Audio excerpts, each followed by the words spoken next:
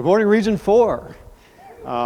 Thank you so much for the invite. This is really cool. I'm usually in a little closet with like 20 chairs, so this is a little different for me, so bear with me. But today, I'm really going to talk about the collaboration that maybe our profession is doing in the city of Lakewood with our police department, more recently our coroner's office.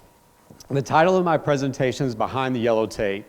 And most of us know, when you have a fatal crash, you see the yellow tape that's usually around that scene. And on the other side of that tape, that's where our police detectives are, patrol officers, your fire department, EMS, your witnesses, some of your victims, the coroner's office and their investigators. They're all on the other side of the yellow tape. If you think about our profession, we're not over there. We're usually on the other side of a laptop, right? We're looking at a spreadsheet with crash data.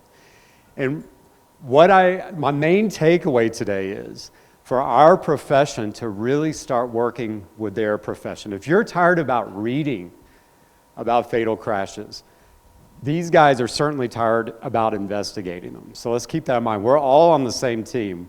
I'm almost 25 years into my career now. These last 8 years working with them has changed me quite a bit as an engineer. So that's my main kind of takeaway for today.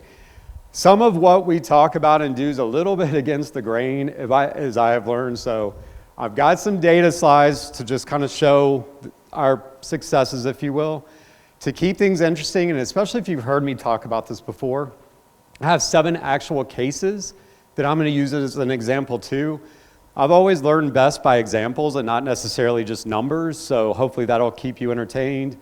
Don't throw coffee at me or anything like that, and we'll keep it moving. So, in 2016, so I joined the city in 2014, middle of the way or so. 2016, I was bracing for us to hit 1,000 injury crashes. I was horrified that this was possibly going to happen. These aren't just bumps and bruises. I mean, we're talking about people that are severely maimed, for example, or other things. This crash that's on the right side here, I'm going to have this on quite a few of these slides, but this is one of our injury crashes that actually happened last year. We have a driver, she's just going to Walmart, like just running an errand, that's it. She's making a left-hand turn at the signal. Probably a left turn she's made hundreds of times, right? On the oncoming direction, we have a young man, he's under the influence of marijuana. He's triple-digit speeds on the state highway. And in a snap of a finger, she loses control of half of her body. She's now completely deaf. She's nearly completely blind. So in Lakewood, someone recently asked me, what's your favorite thing about working for the city? And it's this slide. I know that 1 in 5 folks that used to be injured in our city no longer are. And we're not doing anything crazy. Like a lot of what I did in 2016, it was signal timing. So these are all things, traditional measures that anybody out here, we can all do it together. Fatal crashes, I hate saying this is a, quote, success, but we know across the country, lots of agencies saw incredible surges in deaths leading into COVID and since. And largely, we've kind of held at 2019 numbers. But what I want you to really focus on here, look at the orange component of our fatal crashes. Those represent our crashes involving impairment. Look how those have increased steadily over the years. It used to be 1/3 of our crashes were impairment. Leading into COVID, especially with the opioid issues, jumped to half, and we're roughly 75-80% of our deaths now involve impairment. If you look at the blue pieces, those are our remaining sober driver crashes. I call them driver error crashes because that's really what most of them are. Like our injuries, we've largely been mitigating those. What I believe happened for us is because we had been reducing most of our error or decision crashes, when a lot of those public health components kind of settled in, they kind of filled that void of the crashes we had reduced. And I think that's why we've been able to kind of hold steady with some of these crashes. It's across all modes of travel. The decedent, just for reference, that's the person that was killed. So this slide shows you the person that killed, what mode of travel were they using. So for example, and forgive me, I'm going to say last year a lot. 2023 means last year with what I'm talking about today. But so in 2023, both of our bicyclists, they were killed. They were both impaired, for example. half of our motorcyclists, all but 2 of our pedestrians, and most of our motorists. And to put into context, what do these sober driving crashes look like that remain? So for example, I'll just take the pedestrian ones. Our 2 pedestrians that were killed that were not impaired, one of them, she was in a parking lot. She was hit and killed by a vehicle that was just going 7 miles per hour. The driver was driving into the sun. That's one of our sober ped deaths. The other one's an elderly driver. She got to her house. She wanted to check her mail. She gets out of her car, becoming a pedestrian, and her car rolls over her because it wasn't in gear.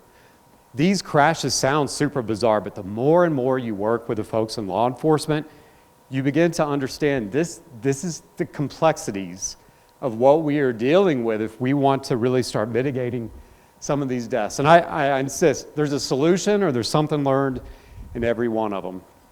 I'm going to jump into our first case. This one I've talked about before, so it's a really good teaching crash in my opinion. In Lakewood, we record our footage. This is also very helpful. Police department loves it because, we ensure that we're filing charges on the right folks. This is Kipling Parkway. This is a young lady, had a great weekend. She wanted to say hi to a friend. She's driving back to her apartment. It's a Sunday night. She's going to start her work week.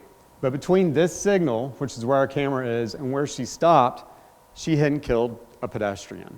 I'm going to blur out our pedestrian when we get close, but I can do a frame by frame and go in and really kind of review these crashes. This is going to be a little bit brighter than real conditions because these are traffic cameras, so they automatically are going to brighten stuff up. But you can see our pedestrian here. This is the first moment her headlights begin to illuminate him. It's one of his shoes. He is standing in the road with his arms braced against him. So not a typical behavior, right? Half a second later, he actually pivots and steps towards her path. 1.2 seconds, he's fully illuminated. 2 seconds, we have impact. Precisely 2.5 seconds, her brake lights illuminate. So anybody, what's the significance of 2.5 seconds with what we do with safety? Yes, perception reaction time. And more specifically, to an unexpected event. You can react more quickly to something that's expected. So between impact and brake lights, not humanly possible for her to have reacted to the impact itself. She was already reacting prior to the hit. And this is important for evidence as well. Highly unlikely she was distracted. Highly unlikely she was impaired. And of course, we do roadside sobriety tests. She comes back completely clean. Blood alcohol concentration it's all zeros. For a moment, let's go back.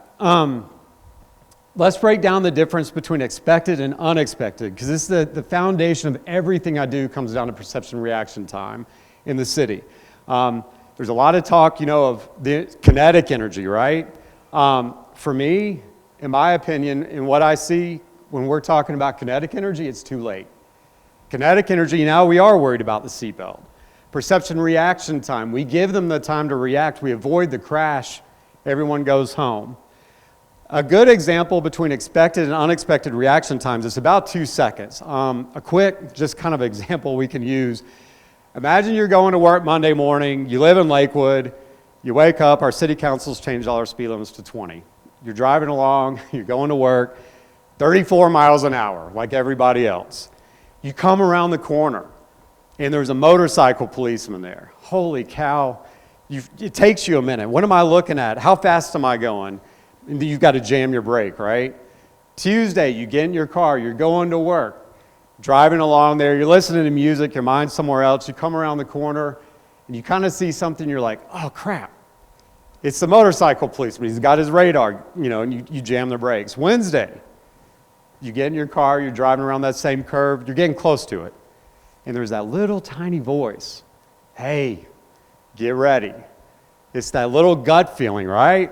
Maybe your foot's over the brake. You're getting ready to slow down now, and you see him and you're ready for it. Thursday morning, you get in your car to drive to work. You exit your driveway at 17 miles an hour, and you don't go a hair above it the whole way to work because you're just ready, right? That's going to be our difference between something that's unexpected and expected. It's that gut feeling. It's that frequency. I say it all the time. It's not our crosswalk markings and signs that are most important. Sometimes it's the frequency that that driver is going to encounter the ped. Because in those cases, we're talking about a 2-second differential that we can give back to the driver to react to something. So that's kind of the background. Let's go back to this case real quick, though. DOR data, we see this again and again for impairment, unknown or no impairment suspected. This is why I work with our coroner. So in a case like this, let's think about law enforcement for just a moment. They don't collect evidence for us. They're collecting evidence for the judicial process, to file charges, to go to court. When they have a case where fault is certainly known, and in this case is the pedestrian, they're not going to court. They stop collecting evidence, case is closed.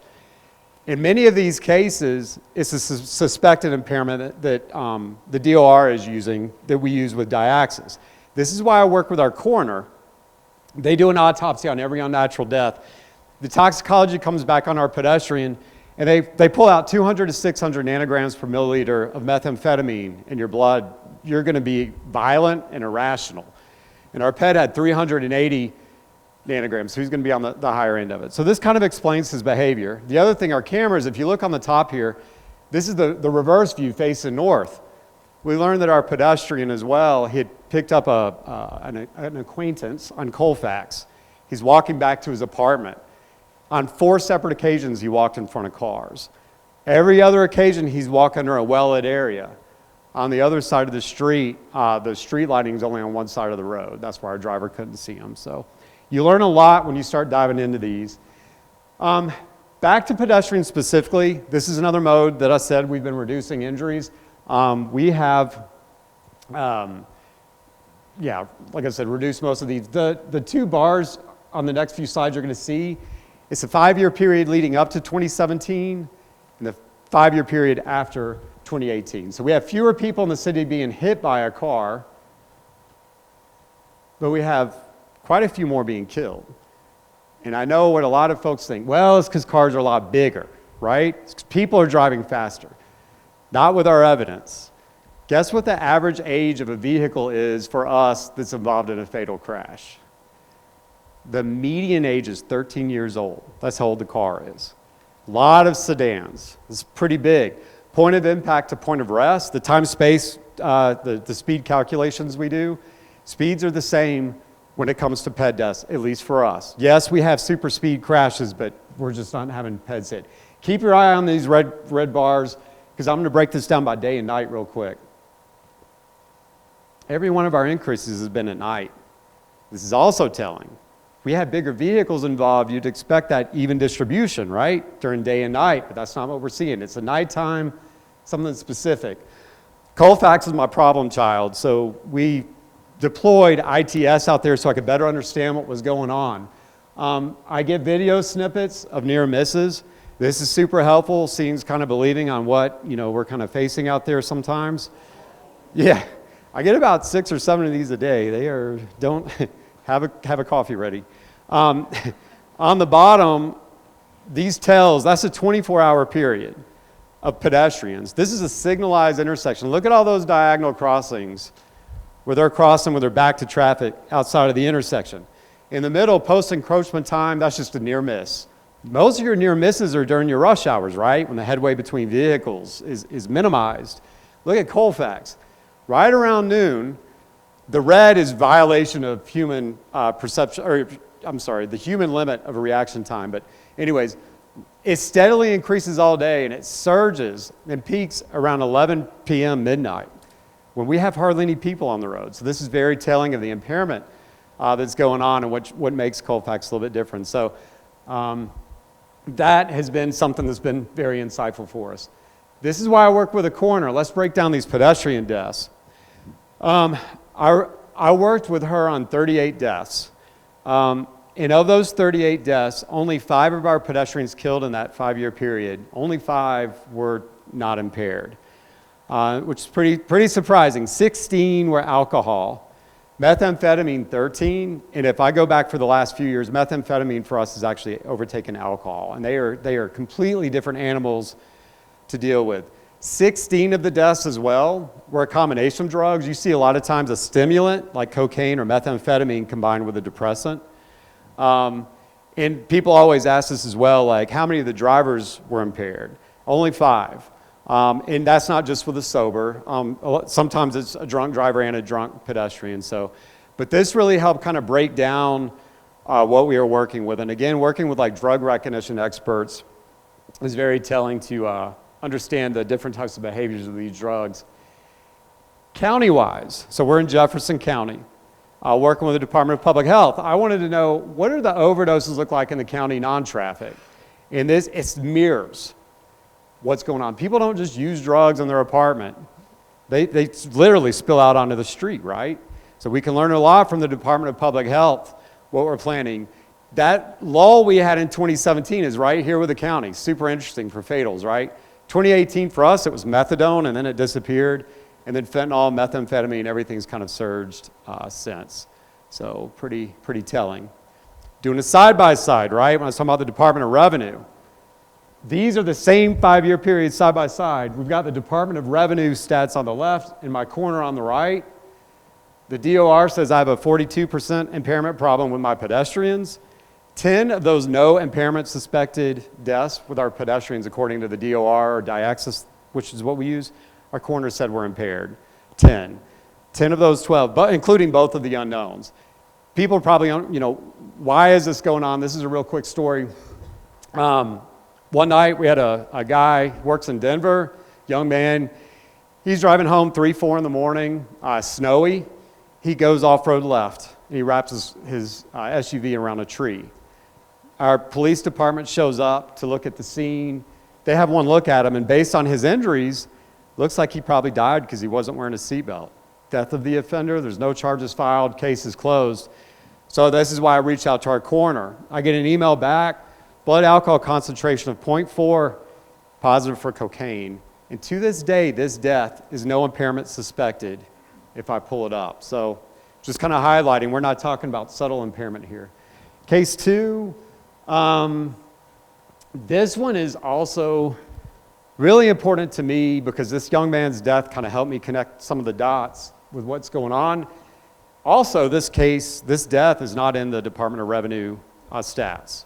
I know about it only because of our detectives. The Department of Revenue said it was too similar to a suicide, but like everything else on Colfax, pretty much the same thing. There's some bushes over here on the side, and this young man, he just runs out in front of traffic. We have a driver coming along. She's only going 30 miles an hour. He slides off her hood. Minor injury. They take him to the hospital. No signs of anything. They treat him and keep him for a minor concussion. Our detectives show up a couple days later to just ask him some questions. And he had died that morning. The pathologist on duty at the hospital said high levels of alcohol and drugs can be fatal when combined with a concussion. This was really telling for me. Remember, I've got fewer people being hit by a car, but more killed. This connected my dot, and this is why. Let's take 2 pedestrians side by side, sober and impaired. If they are hit, they're the same person. They're hit by the same car, and they get the same injuries, okay? This implies that the person that's impaired may be more susceptible to death. A few things are obvious, right? We've had too much to drink. You slip on some ice. What's up with your reflexes? They're slow, right? You're more likely to knock your head on the asphalt. That's one of them. Injury specific. And I'm an engineer, not a doctor, but imagine you've got a cut. Our blood has platelets in it. That cut's like a screen door. Those platelets rush to that injury and they try to minimize blood loss. They clot. Alcohol impedes your blood's ability to clot. So if you get a certain type of injury, and while we don't know a lot about concussions, when you get a brain bleed, it seems to exacerbate that issue when you're heavily drinking or maybe you're an alcoholic. If we flip, let's talk about methamphetamine real quick, a very powerful stimulant. This is what I've learned from our coroner. Those autopsies, again and again, show very poor heart conditions because your heart, the wear and tear on your heart from that drug abuse. 2 of those peds had a heart attack in the ambulance on the way there, so kind of telling of that stimulant. And then let's just take our unhoused population. They sleep rough at night. They're exposed to the elements. Lots of underlying health conditions. So many things that when someone like them is hit by a car, they're just more susceptible to death. So Really, really telling. And again, I mention all this because this is why I'm starting to work with our public health department to really start narrowing down some solutions. Every death I get, or really most crashes, and Christina kind of hit on this a little bit yesterday, but I either look at it in an isolated approach, a systemic approach, or a systematic approach. So a couple quick examples of each. This is an easy win, no pets involved. Wadsworth, you can make left turns across, it's like a two-way left turn lane in some areas. CDOT reached out to me not too long after I joined Lakewood. They're like, hey, you've got a left turn crash problem at this median, or at this turn, we would like to put in a median. So I'm like, yeah, that sounds great. I went out and investigated it, and it was really clear right away. Just upstream is an arterial signalized intersection. And the left turn lane was backing up from, here to Wyoming. It just, people spilling out, and they're frustrated. And they were abandoning the signal to turn unprotected at that left turn. And so all I did was go out, look at the signal, doubled my left turn split, because that's what it needed, and modified the signal timing around it. That following year, we went from 11 crashes at that isolated intersection down to just 2. This was before the median was put in. This is a really good lesson for all of us. Sometimes your problem intersection, the cause of the problems is not that intersection. Look upstream or look downstream. Frustrated drivers will find a way to get around things. So that was a pretty cool lesson for me. Third case, this one, and again, Christina talked a little bit about this yesterday. I love chevrons. They're one of my favorite signs. I have a quarterly standing meeting with Lakewood Police. In our December meeting, we sat down and one of the agents reached his hand and he says, hey, has anyone told you about our ravine of death? So this is a good telling sign that we have a problem. This is Jewel Avenue, as straight as an arrow.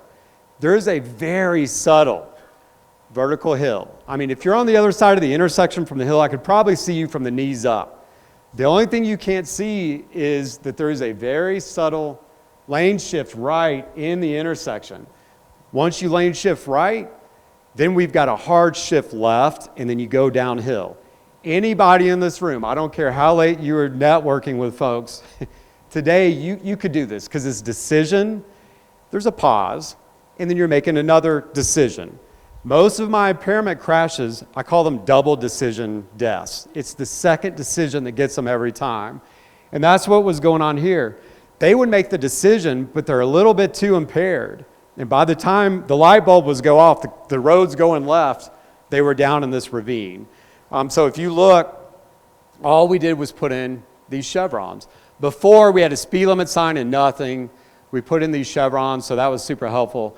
But our minds, the way they work, especially nighttime, they look for these dots to connect. Our minds desperately try to map out the road ahead of us by connecting these little clues. I love our signs markings team. I told them, I said, get rid of that speed limit sign. I don't want it to interfere with my chevrons. Just put it somewhere else. And Garrett put the speed limit sign down at the bottom of the hill, equally spaced 110 feet, that just reinforced what we were doing with chevrons. A brilliant, simple move that was done by him. Last thing, again, the fire department. People love boasting and bragging to the fire department about how much they've had to drink for whatever reason, but not our police department. So remember that they all talk. In another really good profession to speak with there. All right, fourth case.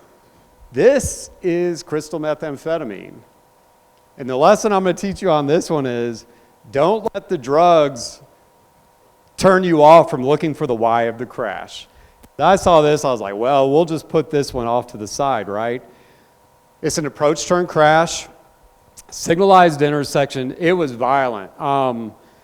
Both of the people in the left turning vehicle, to my knowledge, are still alive, which is good. This is messy, don't worry about it. The long and short of it, this is a quad camera from our intersection. Lakewood Police reached out to me and they said, there's something about this one with a signal that doesn't quite line up. Up here is our left turning driver, the one with the kind of dim headlight. The yellow arrow is her. The yellow arrow on the bottom is the signals she is looking at. Can you see the yellow head or the yellow indication down there? Our methy driver, if you will, he's the straight one. This is him well in advance of the intersection. And the green arrow down on the bottom, he's looking at a green. What was going on with this, where our signals, some of them go yellow, oncoming traffic was still facing a green. This is a textbook left turn trap, right? This is a flashing yellow head, but this is a left turn trap. That's when you as the driver, you're getting ready to make a left, you see those adjacent heads go from green to yellow, and you're like, I got to clear the intersection. This is from one of the officers, not this crash, but another one. I mean, this is like she took it out of the textbook, right? Driver stated she had a flashing yellow arrow.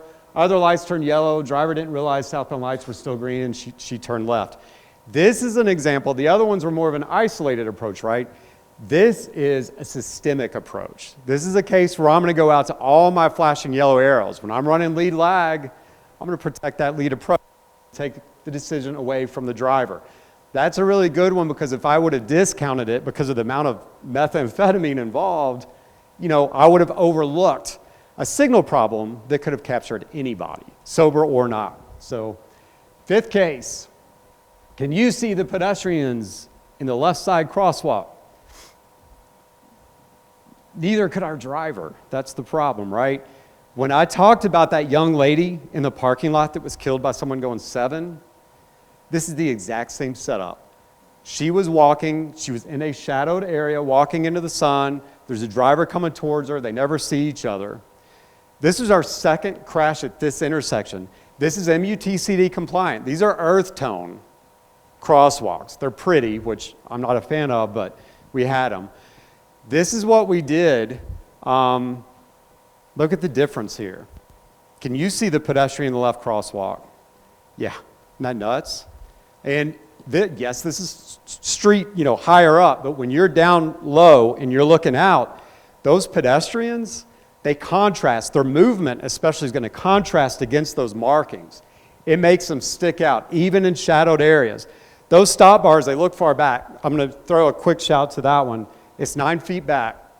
We had another fatal a few years ago. The driver's in an off-the-lot pickup truck, and our pedestrian's in a wheelchair.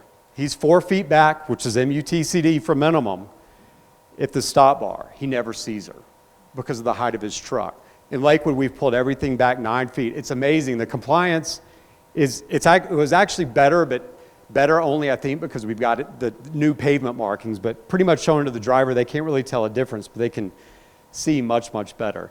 Last little nugget here. I was riding with Lakewood Police. We moved a lot of our mental health and homeless services to another part of the city, and I was driving it with them. And one thing on a revisit, I noticed at night, there was a half-mile stretch of road where I counted 18 people in the street. Many of them wear dark coats, dark clothes, right? One of the guys, my headlights never saw him. The only reason I knew he was there was because that white edge line suddenly disappeared and reappeared. I knew someone had entered the roadway only because of the brake and that retroreflectivity. Edge lines, you might be a rural engineer. Edge lines with wildlife. This goes across urban and rural with all of us, right? Those edge lines are so important. This contrast is so important with what we're doing. Wrapping it up, we've got one more case after this one that I'll mention. Again, this is out of our crash data from Diaxis, I guess. It says alcohol involved. Vehicle 1 in this case is our pedestrian. I want you to kind of think about this, though. Even if all of these categories were correct, in your minds, do you have any idea what I'm about to say about how this crash unfolded? You can't capture it with rows and columns. You just can't. First, this is from the corner. Remember that 200 to 600 range of methamphetamine? This is heavily impaired. Yes, she had alcohol in her system, but not very much. Our problem is a stimulant.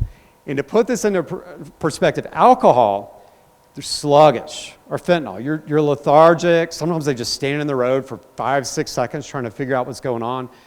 Methamphetamine, that stimulant, the best way to describe that, you can have a crosswalk 30 feet away. They want to cross here, and they want to cross now, and they don't care that there's someone coming. They're going to wait for me because I have to get there, and I don't know why I'm going there, and their mind is racing, racing, racing. You can't do anything for that situation, but you can take that driver out of that situation. That is a trauma the driver will carry with them the rest of their life.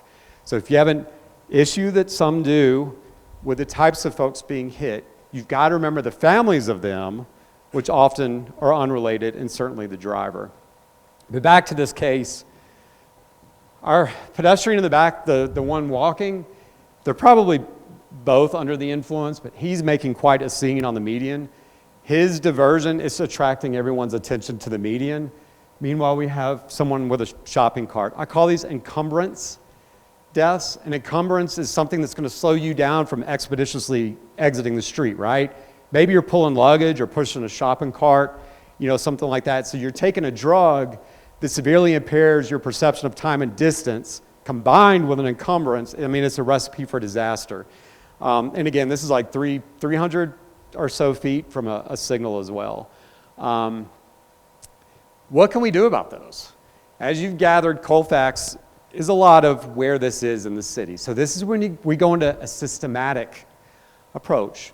I'm going to take something and just do it with Colfax. What I do on Colfax, I'm lucky. I've got quarter-mile space signals. Overnight, I revert from actuated coordinated to fixed time. I recall my side streets even if no one's there. By doing that, I can force my drivers to maintain about 33 miles an hour overnight. Here comes a platoon. As long as you maintain the speed, you're going to hit 8 of my signals and you will never stop. But it forces them to go the speed. Check this out. They come, and then all of a sudden it looks like midnight. Now it looks like rush hour. This allows me to send 10, 12 cars down Colfax at a time. And what it does, it consolidates them, but the headway between vehicles is very pronounced. I don't want people to jaywalk, but the reality is out there they will. That last vehicle passes, you flip the light red again, and it's kind of rinse and repeat. Folks that are just crossing the street, safer for them. I've got 8 signals working to protect that pedestrian in the crosswalk. But equally, this gap, it's not just at the signals, it's all upstream and downstream, these gaps that we've created. A lot of the folks, especially alcohol, they're not hit by the platoon of vehicles. So there's 1 or 2 straggling vehicles that they can't really, judge the distance. So, but anyways, here comes the next platoon. Well, there was another one coming, but same thing. We're talking a lot about speeds. This one's kind of cool. I know it's early, so just, there we go, sorry. I'm clearly hitting the wrong button. And this is coffee, not anything harder. Here we go. That red graph, let me just break it down. Those are our drivers on Colfax driving 36 into 35. So 5-minute periods, we have about 20 people, 36 into 35 during the day. That overnight program comes on at 9 p.m. I go from 20 people speeding down to just 4 or 5, and I maintain it all night long. All right? Keep your eye on the red graph because I implemented it at midday. Look what we did. And again, we're not punishing the driver. The driver continues to maintain, that safe speed. I've since done that during the PM peak well. Since I've implemented this on Colfax, we have not had another fatality while this plan is active. Just with signals. It didn't cost me a penny. Pretty neat. This all goes down into the way we design roads. We're supposedly building this this year, which is good. This is a segment of Colfax that we're changing up. Vertical elements. These are things that are tall or scratchy or bushy. Or even low. You can put in rain gardens. Vertical elements are things that we put in there tall. Remember that frequency of that encounter. I've got to channelize and consolidate my pedestrians to safe crossing locations. Remember that encumbrance death. It's hard to push or pull a shopping cart across a wall or a fence, right? We're going to force them to the crosswalk. We're going to work with that driver expectancy. We're going to work with that frequency. Lighting. Remember our young lady in the beginning when I was talking about Kipling, that the guy that was standing in the shadows in the middle of the road. Putting lighting in the middle of the roadway in the exterior. That means your pedestrians never cast in a shadow. She could have reacted if she could have been able to see him earlier. If he was standing under a street light a half mile away, she would have been able to react, just like all those other drivers. Our mid-blocks that we're putting in, this space, so basically it looks a little strange, but We cross the pedestrian, I redirect them to face traffic, and then cross them again. This area in the middle there, it's about 2 car lengths, not very big. I use fencing to force this to happen. This is pretty cool. Federal Highway does not allow what is called a half signal. You can't have a side street movement crossing main line when you've got a green. This is how I've been able to design around that restriction. The driver can only make a right off the side street. By signal heads, the crosswalk, everything is near side. When you're making a right, which direction are you looking? You're looking left. Keep our pedestrian on the left, not right. So that's pretty telling. The other good thing is when we get in the middle, we force those folks that are maybe a little impaired or not paying attention to face traffic prior to re-entering. Also gives that driver coming in the other direction an opportunity to see them and maybe to anticipate what they are going to do, especially if they're jittery or looking a little bit off. Impairment aside, this is a design that's good for everybody, sober or not. So it's really a win-win with that one. This is the last case. This one, it's a little messy, but it needs to kind of be said. This is an off-road right vehicle crash. I love CDOT because I rely on Region 1 to help me win some of these battles with our folks down the hallway. Streetscapes projects, we all love trees. Don't put them in your clear zone. We're in Colorado. Trees cause ice with their shaded areas, often in the wintertime. These are drivers that hit a patch of ice, or in one case it was just wet pavement, and they didn't have a clear zone to correct. And this black vehicle on the bottom, that tree almost split it in half. It was sliding towards the camera view. The other two were younger folks. The vehicle there that's on the right, she did not hit that tree head on. She broadsided it. That is in the driver compartment.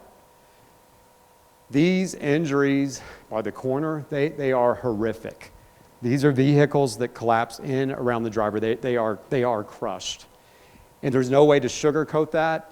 We have got to push back around some of the designs that put people in harm's way like this. I'm a runner. I have to run because I have kids and these cases. But this is a fatality we had last year. I love running in the shade, but when I get to where I'm crossing the street, I don't want a tree there. I want it consistently lit, whether it's by the sun or by a street light. There's nothing wrong with trees, but we really, really need to push back on where they are being put. The other issue with Colfax, a lot of those are dart-out crashes. If I put a tree in every 35 feet, what am I going to do with my driver's cone of vision? It's going to go from this to this. And these pedestrians that are entering unexpectedly, the driver is going to have less time to react. We'd probably triple, quadruple the number of deaths we have on Colfax with pedestrians if we did that. So just kind of a little bit of a takeaway. We can work with planning departments and our community resources or the folks that do landscaping and make sure that these things are put in smart or well thought out. Last piece of this, not all traffic safety problems have a traffic engineering solution. This is why I work with our police department, again, public health. Lakewood has something called the Community Action Team. These are officers that go out. They offer outreach, mental health services, shelter information, all that. When I rode with them, it's pretty cool. We only have 2 sworn officers on this team. I couldn't believe how many folks they are on a first name basis with. This doesn't address the symptom. This gets to the root cause of the problem. For us, again, everyone's different. Crime motels, places that are breeding grounds for drug use, we warn them, and then we pull their lodging license. Liquor stores on Colfax, they overserve, we warn them, we pull their liquor license. This is getting to the root cause of the problem. This is probably more effective than anything I could do as an engineer, but we're all on the same team, right? We're all trying to accomplish, at the end of the day, the same outcome, right? All right, this is the last slide. This is when I get to preach for a minute, I guess. We all want to make a difference, okay? Inadvertently, sometimes without all that information, we can make something look pretty, but it doesn't fix the problem. I call it lipstick on a pig. And hear me out. When we talk about RFBs, no turns on red, bulb outs, they are good tools, and I use them. But of those 38 deaths, those countermeasures would not have saved a single life. They are good for pedestrians. I'm not saying they are not. But if we are trying to eliminate some of those fatal crashes, we have got to start better understanding our crashes. When we do benefit costs or we're trying to get a grant, the Department of Revenue says that our lives are worth a dollar amount. Mine's worth $1.8 million if I'm hit and killed by a car. So is my 3-year-old son. Everyone in this room, we're $1.8 million, right? So is that man on the right, this slouched down on the steps. If we're going to use someone's death to save the life of another, to get money, we need to make sure our designs are doing the right thing. There are advocacy groups out there that will try to use crashes to get something that's maybe not related. We've got to kind of push back at that, to do that. The last thing, like RFBs are a good example. We see issues with those. If I put LPIs in on Colfax, I could not run that fixed time plan. There's trade-offs with it.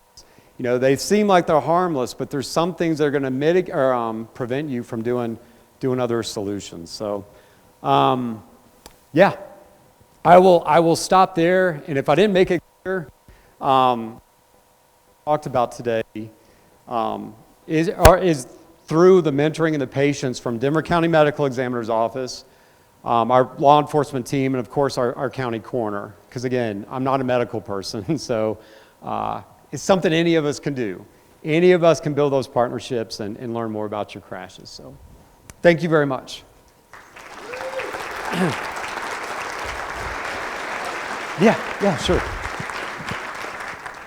Seems like I was drinking coffee and talking quick, so I can take some questions. So are there any? So obviously, when you start talking about the people down the hallway, how's the council and how is everybody else, your constituents and your council reacting to what you found? That's an excellent question. So I spoke to council in December, and a lot of times we sugarcoat things. This time I didn't, which was very helpful because, thinking about political or not, they're all trying to make a difference, right? And they're just unaware. A lot of engineers I talk to about this impairment percentage, if you talk to ER doctors, they're like, oh yeah, 92% impairment. Yeah, we believe that. It's that awareness. So the more we educate, the easier it's gotten. To your point, I mentioned the headwinds, right? I feel like it's often my closest colleagues are Lakewood Police, and we're together trying to advocate. If we're going to do a design project and bring people in to talk about flowers, why not have someone from law enforcement sharing their perspective, So that's what I've been really, really battling and trying to do, is just to get that message out. So it is a real challenge. Yeah. Thank you.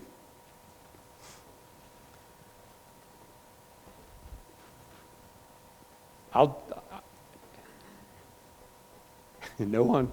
I will say this really quick. Going into unintended consequences, the RFB, one of the things on that Colfax slide I actually did not mention, one of the best things that we're doing with that design is we're detaching the sidewalk. And I said this before, coming down to reaction time, a pedestrian is the only mode of travel that can pivot and change directions suddenly with no notice.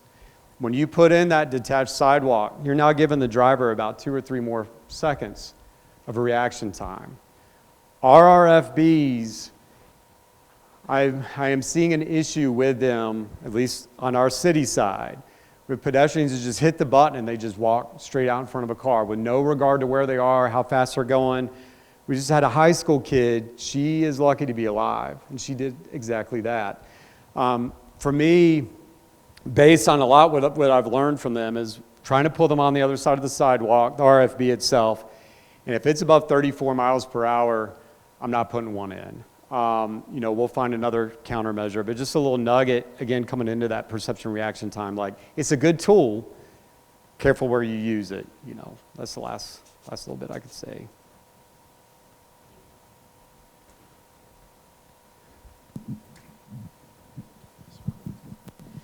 For the Community Action Task Force, I think Yeah. that's what it was called. Uh-huh. I guess my question would be, is it council or how eventually they close that liquor store, hotel, what you were saying, how do they legally close those things? Like, is it a law that the council had to write in, or what happened there? It is, and again, like, because I don't go out and say, hey, here's your, your ticket, right?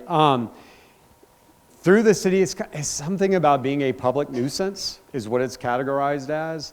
On the state level, and I don't know if there's anyone here that could speak to this better, but I believe there's like a liquor authority or a licensing agency or something that can do like stings on bars and liquor stores, so you can use that as a resource as well.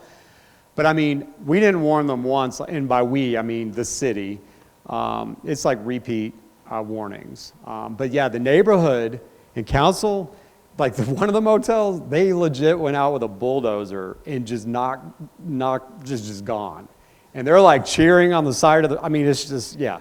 So they know it's infested with drugs. The one I showed, they were an average of 6 calls to Lake Police per room per year. And they had a homicide, I think, was the final straw. So there's usually not a whole lot of resistance to get rid of it. So.